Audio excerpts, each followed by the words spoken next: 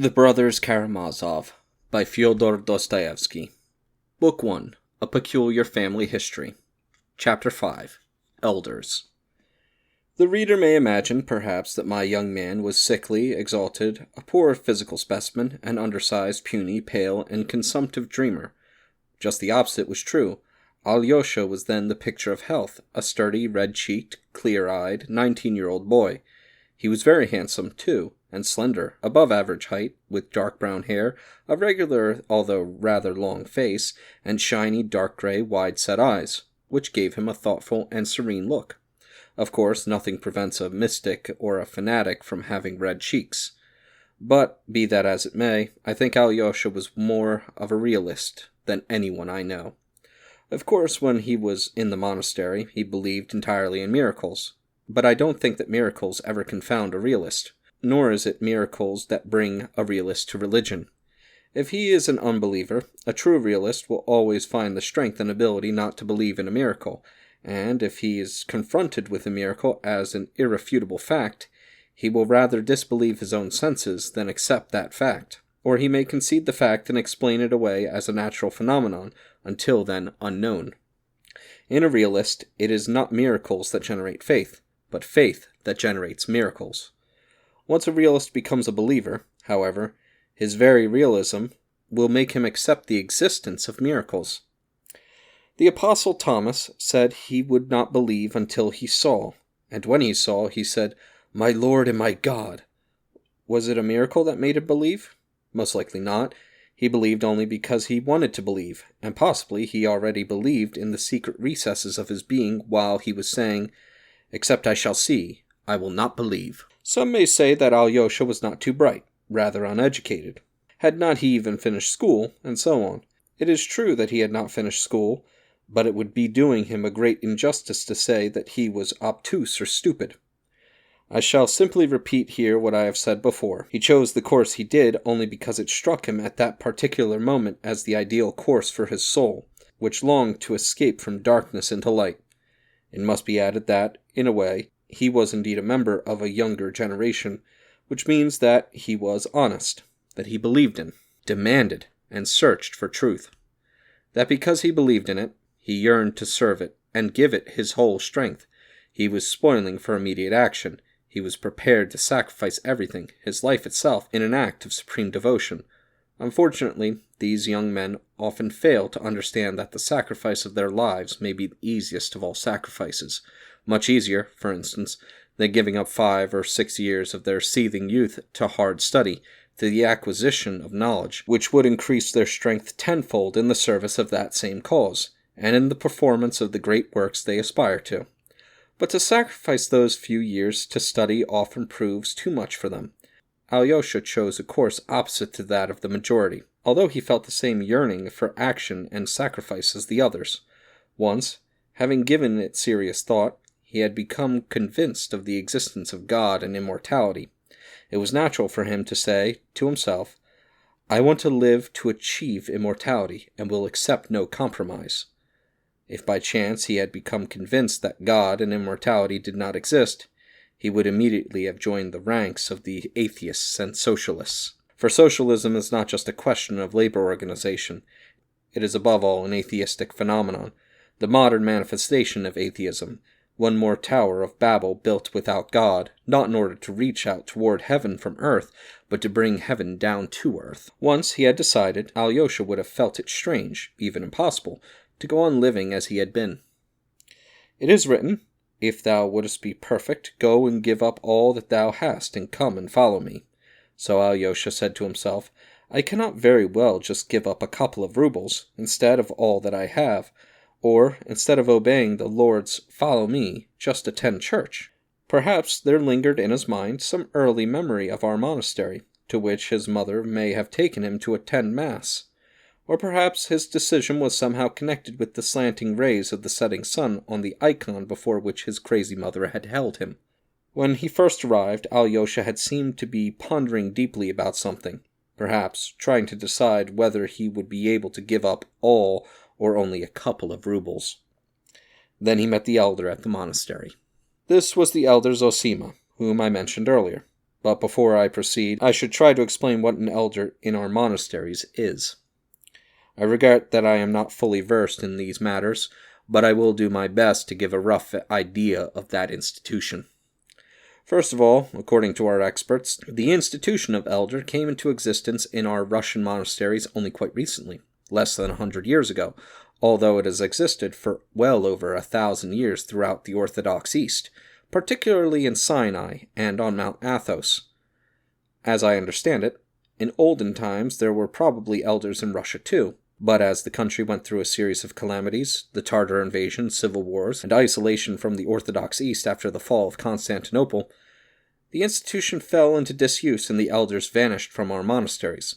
They were reintroduced in Russia toward the end of the 18th century by the great ascetic, as he was called, Paisy Velichakovsky, and his followers, but to this day, almost 100 years later, elders are found only in a very few monasteries, and they have occasionally been subjected to persecution as an un-Russian innovation.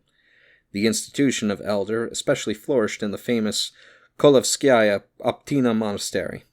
Who introduced it into our monastery, and when, I cannot say. I only know that there had already been 3 elders, Zosima being the 3rd. But he was weak and sick and obviously did not have long to live, and no one knew where another would be found to take his place. This was a crucial problem for our monastery because it had not previously been renowned for anything in particular. It had no saints' relics, no miracle-working icons, nor even any glorious traditions connected with the history of Russia. Nor were there any records of special services it rendered the country. It was only thanks to its elders that it had flourished and its fame spread all over Russia. It was only to see and hear our elders that pilgrims from every corner of the country traveled thousands of miles to flock to the monastery. What precisely is an elder, then? An elder is a man who takes your soul and your will into his soul and his will. Once you have chosen your elder, you renounce your own will. You yield it to him in total submission and self-renunciation. A man who consents to this ordeal, to this terrible apprenticeship, is willing to bear it in the hope that, after a long period of trial, he will conquer himself and achieve a self-mastery that will enable him to finally attain, though a whole life of obedience, complete freedom. That is, freedom from himself, and thus avoid the fate of those who reach the end of their lives without ever having found themselves within themselves. The institution of elder is not an invention based on theory, but evolved in the East in more than 1,000 years of practice. The obligations a man contracts towards an elder are quite different from the usual obedience, such as has always existed in Russian monasteries. Once accepted by an elder, a disciple must live a life of continual confession, and the bond between the two is indissoluble. Once in the early days of Christianity, according to legend, a novice failed to carry out a command imposed on him by his elder and, instead, left his monastery in Syria and went to Egypt. There, after many heroic acts of self-abnegation, he underwent torture and died a martyr for his faith. Yet, when before burial his coffin stood in a church where he was already venerated as a saint, a strange thing happened. As soon as the deacon began to intone, "Depart all ye possessed by the devil," the coffin rose into the air and was hurled out of the church, and this was repeated 3 times. It was only then that they learned that this saint had broken his vow of obedience to his elder, and so, despite his great exploits, had to be pardoned by his elder before he could receive Christian burial. Of course, this is only an old legend, but let me tell you a true story of something that happened not long ago. One of our Russian monks, seeking salvation on Mount Athos, was suddenly ordered by his elder to leave Mount Athos, a holy place which he loved and where he found a peaceful haven for his soul, and first to go on a pilgrimage to Jerusalem to worship at the holy shrines, then to return to Russia and go north to Siberia, because, the elder told him, "Your place is there, and not here." Stunned and filled with despair, the monk went to Constantinople, where he begged the ecumenical patriarch to release him from his vow of obedience. But the patriarch explained that neither he nor any power on earth could ever release him from his vow of obedience, and that only the elder who had imposed the command had the power to rescind it. Thus, in some ways, elders exercise an authority that is boundless beyond understanding. That is why the institution of elder was at first opposed, even condemned, in Russian monasteries. The common people, however, showed tremendous respect for the elders right away. and soon the uneducated and the humble, the rich and the mighty, were flocking from all over Russia to see the elders of our monastery, to throw themselves at their feet, to confess their sins, to confide their doubts and torments, to seek guidance and advice. This caused the opponents of the elders to accuse them, among other things, of arbitrarily and irresponsibly degrading the sacrament of confession. Although the continual baring of a novice's or a layman's soul before his elder was quite different from that sacrament, the institution survived, however, and it is now gradually becoming more common in Russian monasteries. It is also true, though, that this well-tested, 1,000-year-old method of spiritual regeneration from slavery to freedom and moral perfection may prove to be a double-edged weapon. For some men, instead of gaining humility and ultimate self-mastery, may acquire the most satanic pride so that they are fettered rather than free. The elder Zosima was about 65. He came from a family of landed gentry, and, as a very young man, he had been in the army, serving as an officer in the Caucasus. There was a special spiritual quality about him that must have struck Alyosha. For his part, the elder also grew very fond of the boy and allowed him to share his cell. It must be pointed out that, when he was living at the monastery, Alyosha was not yet bound by any vow, so that he could come and go as he pleased. Indeed, he could stay away for days on end whenever he wished, and if he wore a cassock it was by his own choice, so as not to stand out among the others, though he obviously also liked wearing a cassock. It is also possible that Alyosha's youthful imagination was greatly stirred by Zosima's spiritual power and the fame that surrounded him. Many said of the elder that, in accepting all those who had come throughout the years to entrust their souls to him, to seek his guidance and solace, he had heard so many confessions, secrets, and tales of human despair that he had finally acquired an insight so keen that he could guess, from the very first glance at a newcomer, what he would say, what he would ask him, and even what was really tormenting his conscience. Often the visitor was surprised, confounded, and even frightened on finding that the elder knew his secret before he had even uttered a word. Alyosha also noticed that almost all who came to Zosima for the first time were filled with fear and apprehension as they entered the cell to face him alone, but that almost without exception they left smiling and serene. Even the gloomiest faces emerged beaming with joy. Alyosha noted with particular interest that the elder Zosima was in no way severe, but, if anything, was always rather cheerful. The monks said that he was particularly warm toward the worst sinners, and that the greater a man's sins, the greater was the elder's love for him. Even toward the end of Zosima's life, there were monks who hated and envied him, but there were fewer and fewer of them, and they kept their feelings to themselves, although some occupied important positions in the monastery. Such was one of the oldest monks, a man famous for the strictness of his fasts and for his long periods of silence. But without doubt the overwhelming majority of the monks were on Zosima's side, and many of them loved him deeply and sincerely. Some were almost fanatically devoted to him, and said, although not quite openly, that Zosima was a saint, and that there could be no doubt about it. And, as his end was drawing near, they expected it to be followed almost at once by miracles that would shortly bring even greater glory to the monastery. Alyosha was one of those who had unquestioning faith in Zosima's miraculous powers, as unquestioningly as his acceptance of the story about the coffin that flew out of the church by itself. He saw many who came with sick children or relatives to beg the elder to lay his hands on them and pray for them, and who returned, some the very next day, and the tears running down their cheeks, prostrated themselves before the elder, thanking him for healing the sick. The question of whether this was miraculous healing or natural recovery never even occurred to Alyosha, for he had complete faith in the spiritual power of his teacher, whose glory he felt as his own personal triumph. He felt a special tremor in his heart, and he radiated joy when the elder went out to the gates of the monastery to meet a group of humble folk who had flocked there from all over Russia to see him and ask for his blessing. They prostrated themselves before him, wept, kissed his feet, and the earth on which he stood. Wailing peasant women held up their children and led the sick and hysterical village girls to him. The elder spoke to them, said a short prayer, blessed them, and sent them away in peace.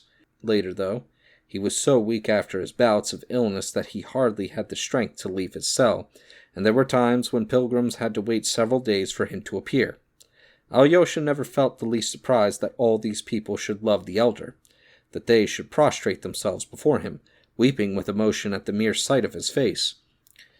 Oh, he understood very well that for the meek soul of a simple Russian, exhausted by grief and hardship, and, above all, by constant injustice and sin, his own or the world's, there was no stronger need than to find a holy shrine or a saint to prostrate himself before and to worship. Even though sin and injustice and temptation are all around us, we know that there is on this earth a holy man, a saint who is just and knows the truth, and this means that truth and justice have not vanished from the earth, and so will come to us too, and rule over all the world, as has been promised.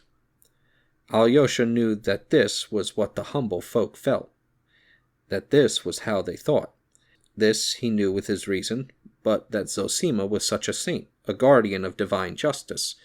That was something Alyosha never doubted, something that he felt spontaneously, like all the weeping peasants and the sick women who held their children up to the elder.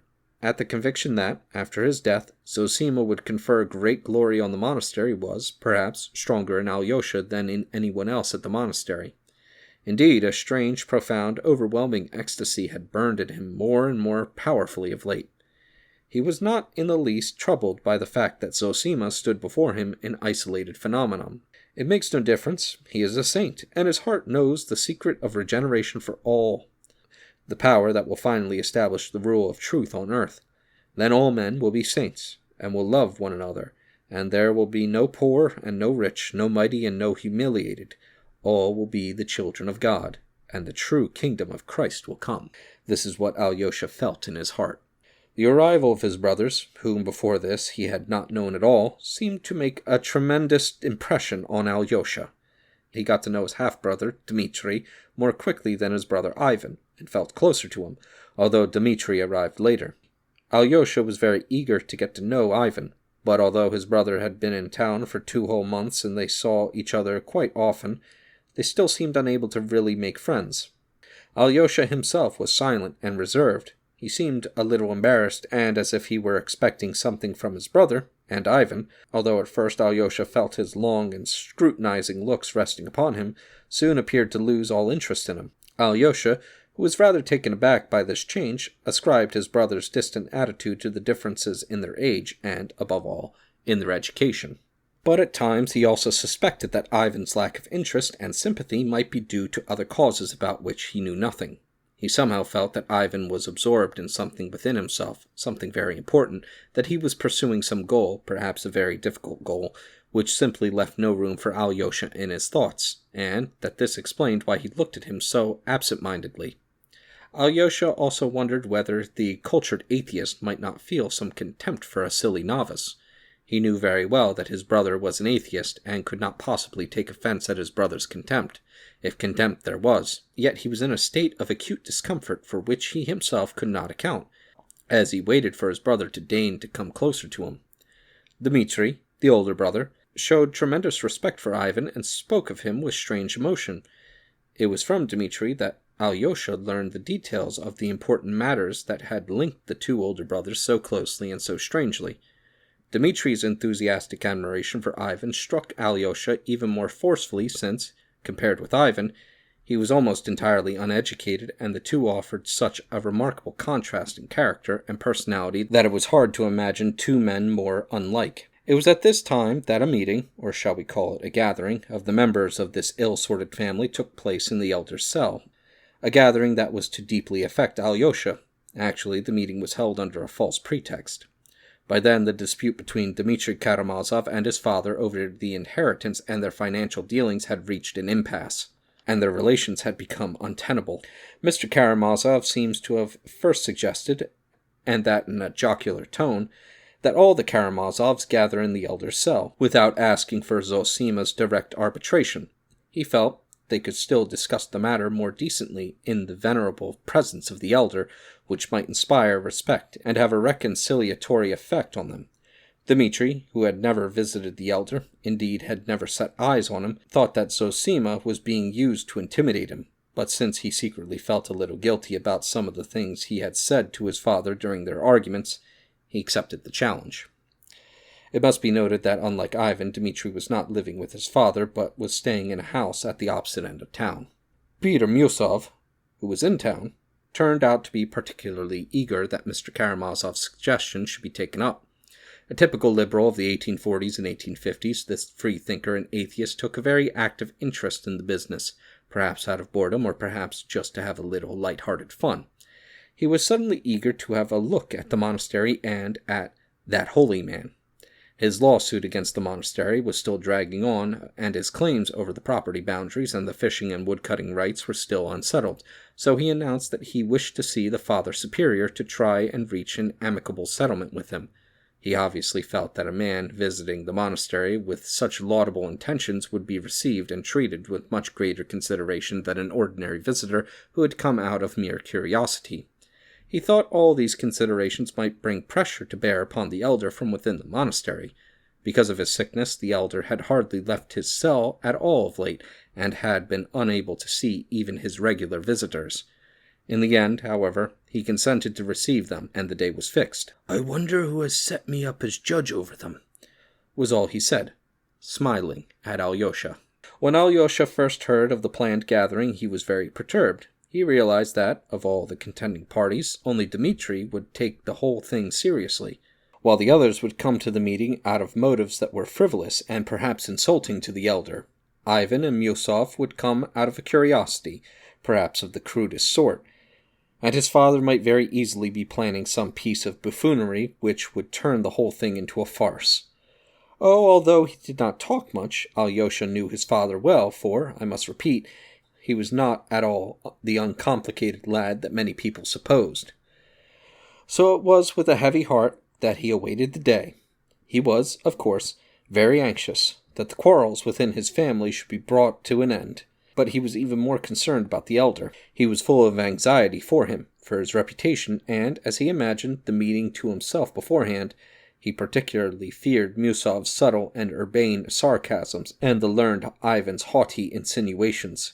He even thought of warning the elder about these visitors, but he decided not to, and kept silent. He only sent Dmitri word the day before, through a friend, that he was very fond of him and expected him to keep his promise. Dmitri was puzzled, for he could not think what he had promised Alyosha, but he answered by letter that he would do his best not to lose his temper in the event of some despicable trick, and that, although he had great respect for the elder and for Ivan, he felt certain that some trap was being laid for him, or that the whole thing was a farce. Nevertheless, I'll swallow my tongue rather than offend the venerable old man whom you respect so highly, he said in concluding the letter. Alyosha hardly found this reassuring.